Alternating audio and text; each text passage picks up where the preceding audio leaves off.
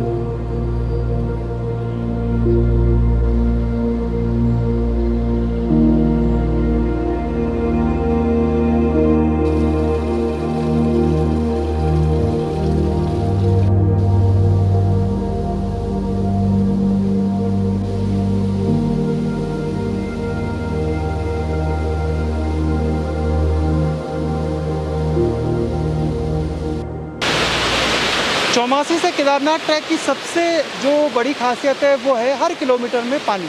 तो खाम तक कोई दिक्कत नहीं होती है। आपको हर किलोमीटर पर इस तरीके से सुंदर वाटर बॉडीज़, वाटरफॉल्स दिखाई देते हैं। और जहाँ पर आपको मन करे वहाँ पर आप थोड़ी देर के लिए रुकिए, आराम करिए, प्रकृति के इन खूबसूरत नज़ारों का लुत्फ़ उठाइए और फिर आगे बढ़िए।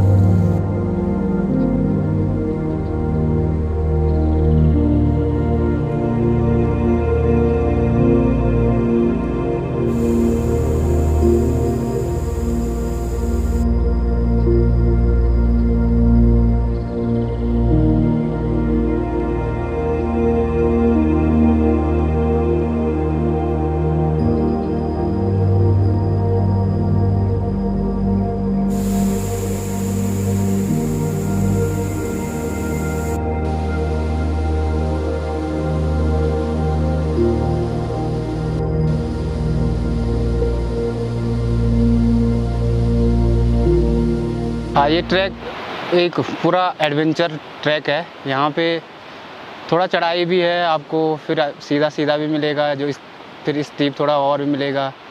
आगे इस पे खाम बुग्याल है, बहुत ही अच्छा, और एक वैली ऑफ फ्लावर की तरह पूरा जो वहाँ पे फूल खिले रहेंगे आजकल। और एक देवताओं का ट्रैक भी माना जाता है इसको पहले से ही। आगे एक देव वाटिका करके जो खाम बुग्याल है उसको देव वाटिका भी बोलते थे पहले।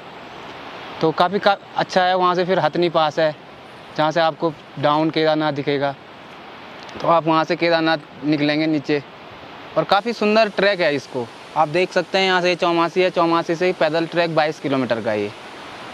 और फिर एक नाइट करते हैं हम बीच में, और उसके बाद दूसरी नाइट को केदारनाथ। चौमासी से ये यहाँ पे वैसे पहला पड़ाव है, इसको देवली खर्क के नाम से जाना जाता है। और यहाँ से फिर आगे छोटा सा पड़ाव छिपी खर्क के नाम से है। फिर आगे उससे खाम बुग्याल है। खाम बुग्याल से आगे एक बुलजत्या नामक तोक है, वहाँ पे वो काफ़ी अच्छा फैला हुआ मैदान है। उसके बाद फिर हथनीकोल और उसके बाद डाउन केदारनाथ। कौन लोग कर सकते हैं? क्या सभी कर सकते हैं या कुछ? मेरा मानना है इसको सब लोग तो नहीं कर पाएंगे, क्योंकि ये ज़्यादातर ट्रैक है पूरा जो एक एडवेंचर रूट है। जिन लोगों को एडवेंचर पसंद है, जिन लोगों को ट्रैकिंग पसंद है, वो लोग इसको काफ़ी आसानी से कर सकते हैं, उनके लिए कोई दिक्कत नहीं होगी। थोड़ा मेरा मानना ये है कि थोड़ा जो बिगिनर हैं, जिन लोगों को पहली बार ट्रैक पे आ रहे हैं, तो वो लोग इस ट्रैक को नहीं कर सकते। वो बेटर होगा पहले कहीं और कर लें, फिर उसके बाद वो कर सकते हैं इस ट्रैक को।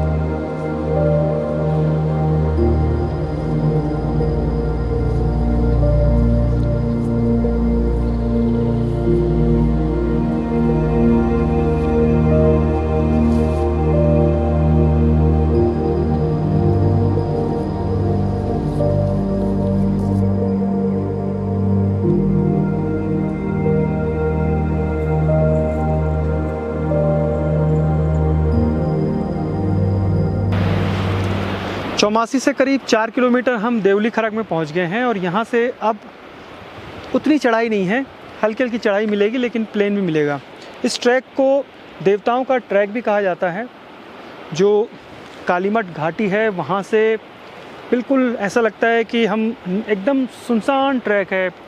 गौरीकुंड वाले ट्रैक में कितना पॉल्यूशन है, कितना प्लास्टिक का कचरा है, कितना कोलाहल रहता है, घोड़े खच्चरों की लीद और गंदगी, लेकिन इस ट्रैक में बिल्कुल शांति है।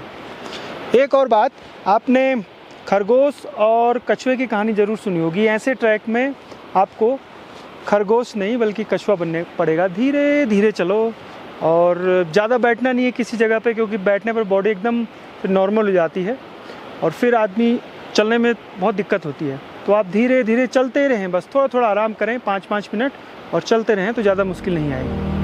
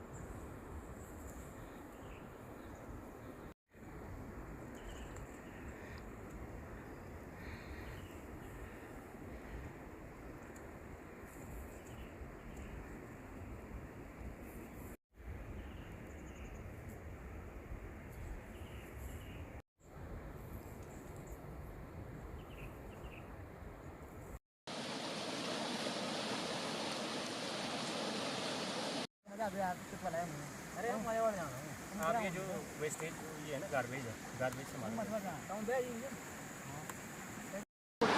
ये डॉक्सी ब्रांड का चूल्हा है। अगर आप बॉटनिस्ट हैं, ट्रैकर हैं, जियोलॉजिस्ट हैं तो आपके बहुत काम आएगा। ऐसी छोटी सी पैकिंग है इसकी और आप खोल के इसको, ये इस पर एक सिलेंडर होता है, ये हंस ब्रांड का सिलेंडर है, 150-200 रुपये का मिलता है।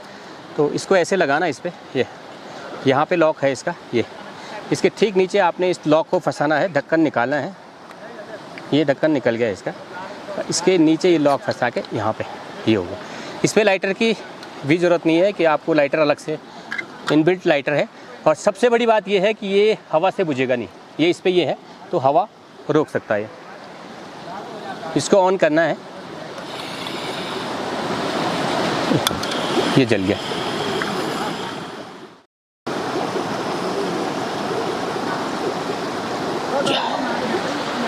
आ रहा था अरुणाचल वाले में जल्दी, अरुणाचल वाले उधर से नीचे से या तो वैली लेके जाओ, वरना 2-3 दिन के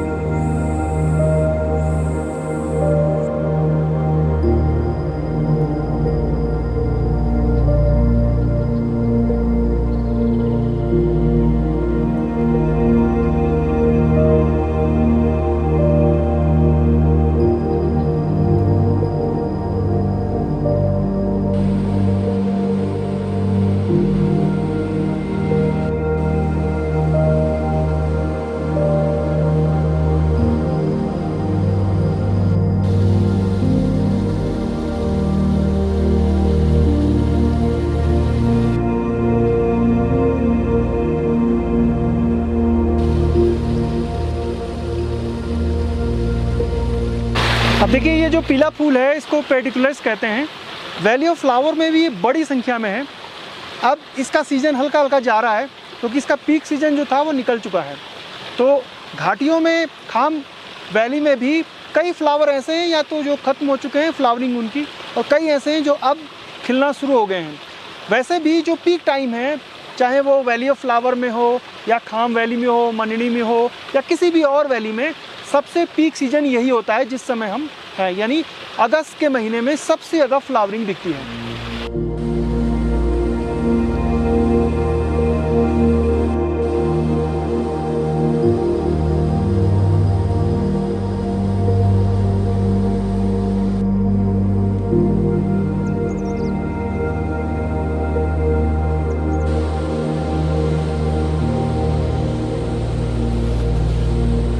आराम से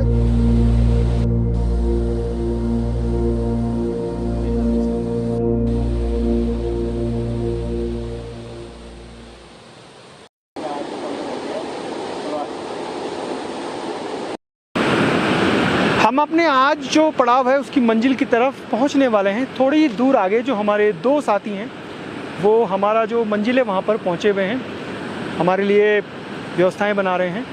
और हम खाम जो बुग्याल है उसके स्टार्टिंग पॉइंट पर हैं। खाम जो बुग्याल है वो ठीक उसका लैंडस्केप वैली ऑफ फ्लावर की तरह मिलता है। वहाँ पुष्पावती नदी बीच से बहती है और यहाँ पर खाम गंगा, जिसे आगे जाके काली भी कहते हैं, काली नदी या काली गंगा या सरस्वती, अलग अलग नाम है। देखिए जो भी वैलियाँ हैं वहाँ ऐसी है। मंदानी आप जाएंगे तो वो भी इसी तरीके से हैं। दरअसल उत्तराखंड में वैली ऑफ फ्लावर एक नहीं है बल्कि अनेकों हैं। जहाँ जहाँ घाटियाँ हैं, मोरेन के नीचे के जो इलाके हैं वहाँ पर ऐसी ही सुंदर घाटियों में फूलों की अनगिनत बगियाँ हैं। सफ़र जारी रहेगा रूरल टेल्स का, आगे भी आपको ऐसे ही अपडेट बताते रहेंगे। फ़िलहाल यहाँ आज का सफ़र हमारा यहीं ख़त्म होता है। संदीप गुसाई को इजाज़त दीजिए। जय नंदा, जय हिमाल। आग जलानी आज बांस के बिना, ये गुसाई जी शर्त लग गई